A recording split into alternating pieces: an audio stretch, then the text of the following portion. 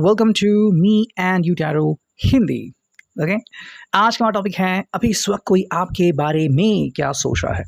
हमारे सामने है दो ऑब्जेक्ट्स, ये है टैरो और ये है मून मैजिक। अगर लगा तो हम एक और ऑब्जेक्ट ले लेंगे। ठीक है, सबसे पहले ये रीडिंग है सभी राशियों के लिए, एरीज टू पाइसेस, मेष से लेके मीन तक, एंड जनरल कलेक्टिव रीडिंग है।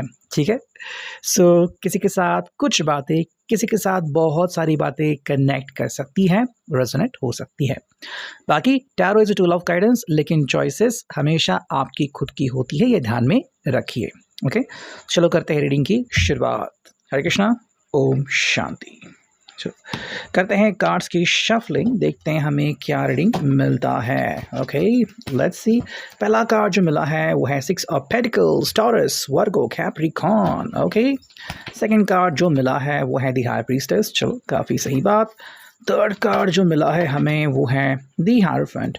सो दो मेजर अरकाना के कार्ड्स, ठीक है, फिर है ये जस्टिस, तीन मेजर अरकाना के कार्ड्स, फिर दो कार्ड्स आ गए हैं जो कि है पेज ऑफ पेंटिकल्स एंड ये है 8 ऑफ कप्स। सो 1 2 3 4 5 6 और एक 7th कार्ड हम लेते हैं जो कि साइड में रखेंगे, जो कि है नाइट ऑफ कप्स। ठीक है, तो चलो करते हैं रीडिंग की शुरुआत। देखो सबसे पहला कार्ड जो हमें मिला है वो है 6 ऑफ पेंटिकल्स, लेकिन इसी के समांतर एक कार्ड मिला है जो कि है जस्टिस। हालांकि ये कंप्लीटली जस्टिस के लिए होता है और यहाँ पे चीज़ें जो हैं वो इधर उधर चलती रहती है। ओके, सो टॉरस, वर्गो, कैप्रिकॉर्न का ये कार्ड, आई थिंक कहीं ना कहीं पर्सन जो है वो चीज़ें बैलेंस करने में जुटा हुआ है। उसके हिसाब से भाई क्या वो आपके साथ जस्टिस कर रहा है, मतलब इन द सेंस कि भाई क्या आपको समय दे रहा है, जो भी आप उनसे डिमांड कर रहे हो क्या वो पूरी कर रहा है।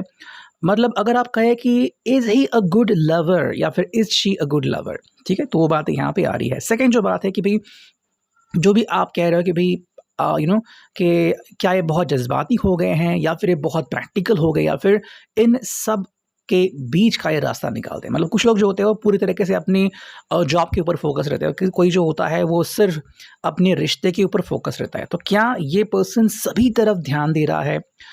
और आपको फाइनली क्या लगता है, अगर आपने हाल ही में इनसे कुछ ऐसी बात की होगी कि भाई इनका ध्यान कहाँ पे रहता है, अगर ये कुछ चीज़ें भूलते हैं, मान लीजिए आपने कुछ कहा इनको कि आप वो लेके आइए और अगर वो ये कुछ चीज़ें लाने से भूल गए, भी कोई तरकारी का सामान हो या फिर कुछ और चीज़ें हो, घर की चीज़ें हो, ठीक है, या फिर जो उन्होंने वादा किया था कि भाई मैं इतने बजे कॉल करूँगा और भूल गए, ठीक है, तो किसी के लिए चीज़ें बहुत छोटी होती है, किसी के लिए चीज़ें बहुत बड़ी होती है। बिकॉज इमोशंस आप कितने ज़्यादा कनेक्ट करते हो अपने दिल से, ये अलग होता है। तो जो इमोशनली आप हाइट फील करें वो ये फील करे ऐसा ज़रूरी नहीं है। सेकंड जो कार्ड मिला है वो है द हाई प्रीस्टेस।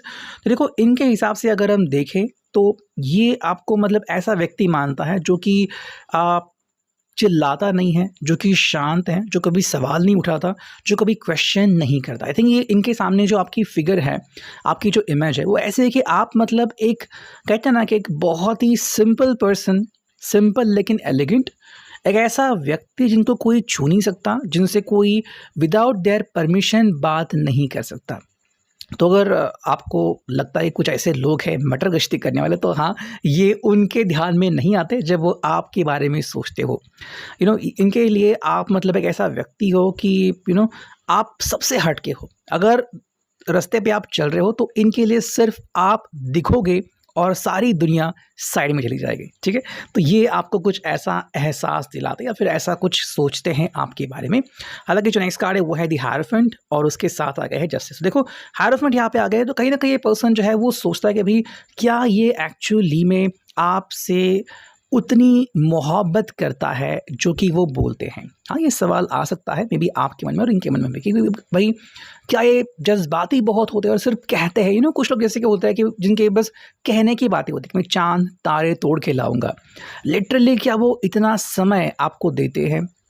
ठीक है, and that is very important. I think एक मूवी थी, मुझे उसका नाम तो याद नहीं, बट उसमें गुलशन ग्रोवर था और आई थिंक जूही थी। तो गुलशन ग्रोवर पता चलता है कि जूही जो है वो कहीं पे चली गई है शायद से, तो कहते हैं कि मैं भी वहाँ पे जाऊँगा।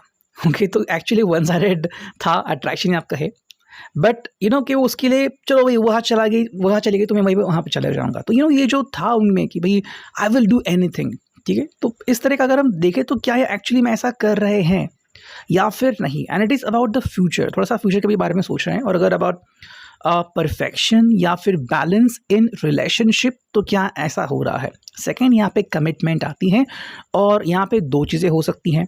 एक, इन्होंने पहले ही कमिटमेंट दे दी है और आपको बताया है कि I am just with you only, और सेकंड, ये कमिटमेंट फ्यूचर में देना चाहते हैं जब सब कुछ सेटल हो। तो ऐसे दो राय हमें यहाँ पे दिखती है। थर्ड जो कार्ड है वो है जस्टिस। तो क्या ये जस्टिस कर रहा है विथ यू?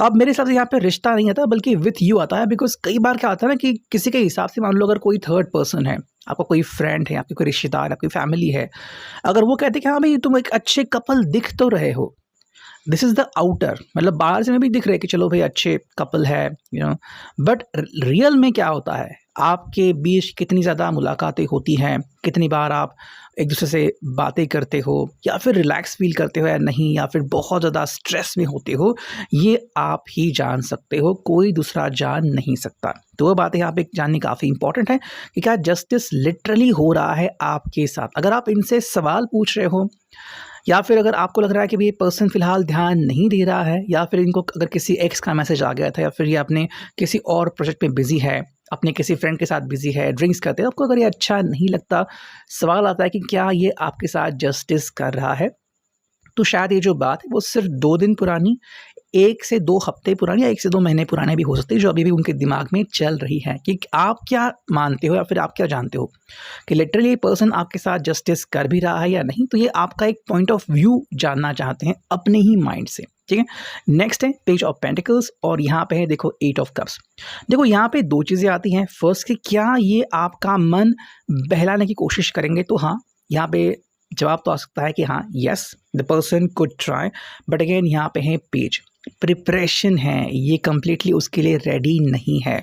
तो हम कहते हैं ना कि भाई देख लेंगे, हम कर लेंगे, तो बहुत कम होते हैं लोग जो एक्चुअली कहते हैं कि भाई हम कल उठ के काम कर लेंगे, फिर कल सुबह का सुबह देखेंगे। वो एक्चुअली ऐसा नहीं करते, बहुत कम करते हैं, लेकिन बहुत ज़्यादा जो लोग हैं वो इसे भूल जाते हैं या फिर डिले करते हैं। सो डिपेंड कि ये पर्सन एक्चुअली क्या करता है, बिकॉज इसके बाद है जो कि है 8 ऑफ कप्स। आई थिंक ये पर्सन को यही लग रहा होगा कि अगर उसने पिछले टाइम भी ऐसे कोई गलती की थी कि मैं आज करूँगा, कल करूँगा, परसों करूँगा, और अगर नहीं कर पाए थे तो उनको जो लोनलीनेस या अकेलापन जो झेलना पड़ा था वो इनके सामने है। या फिर अगर अभी भी ये पर्सन अकेले हैं, अगर आपका झगड़ा हो चुका है या फिर फ़िलहाल आपसे बात नहीं करते, तो उसके पीछे का रीज़न कंप्लीट ये लाइन है कि इनकी सही हिसाब से जस्टिस नहीं हो पाया है, इन्होंने जस्टिस नहीं किया है, परिणाम स्वरूप ये आपसे दूर हो गए या फिर आपने इनको दूर धकेल दिया है, ठीक है। नेक्स्ट कार्ड मिला है यहाँ पे, वो है नाइट ऑफ कप्स, और यहाँ पे इस पर्सन की जो कोशिश है वो शुरू होती है कि कैसे भी करके मुझे दिल जीतना है आपका, I want you to back in my life, excuse me, मैं आपको वापस से अपनी ज़िंदगी में दोबारा पाना चाहता हूँ। ये कहीं ना कहीं उनकी कोशिश हो सकती है, ठीक है। अब इसको देखते हैं मून मैजिक से। अगर आपको वेरीफाई देखना है तो वो भी आप इससे कर सकते हो कि हमें क्या कार्ड्स मिलते हैं। चलो ये 2 कार्ड्स आ गए, हम 2 कार्ड्स लेते हैं। कौन से 2 कार्ड्स है? देखिए ये है, देखो पहला कार्ड क्या है, वो है भाई I gather more wisdom each day and I accept and create more flow and pleasure in my life. देखो सबसे पहली बात कि इस पर्सन को अपनी ज़िंदगी में बहुत कुछ सीखना है। अगर वो गलतियां कर रहा है तो उसे गलतियां नहीं करनी है, उसे गलतियों से दूर जाना है। यानी कि भाई यहाँ पे चांसेस है कि ये पर्सन देर सवेर ही सही उसमें अक्ल आ गई है, वो सोच रहा है कि नहीं, उसे आपको हर्ट नहीं करना है, फिर इस रिश्ते को बचाना है, तो उसके लिए जो भी अभी बन पड़े ये वो कर सकता है। कुछ लोग जो होते हैं उनको बाद में अकल आती है कि कई बार वो मतलब धक्के खाते हैं, रोते हैं, गिड़गिड़ाते हैं, और फिर बाद में लगता है कि नहीं भाई मुझसे वो गलती हो गई, अब मुझसे वो ब्लंडर नहीं होना चाहिए। वही दूसरी बात जो है वो है, इसे ज़िंदगी में फ़न चाहिए, प्लेजर चाहिए।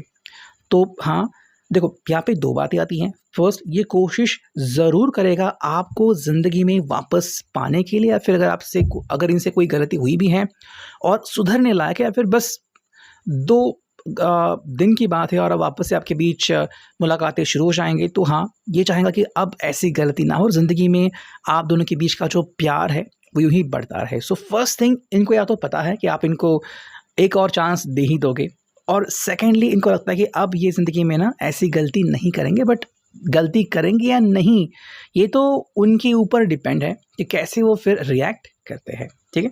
सो ये अभी के लिए reading, I hope it will resonate. See you next in the next video, till then take care.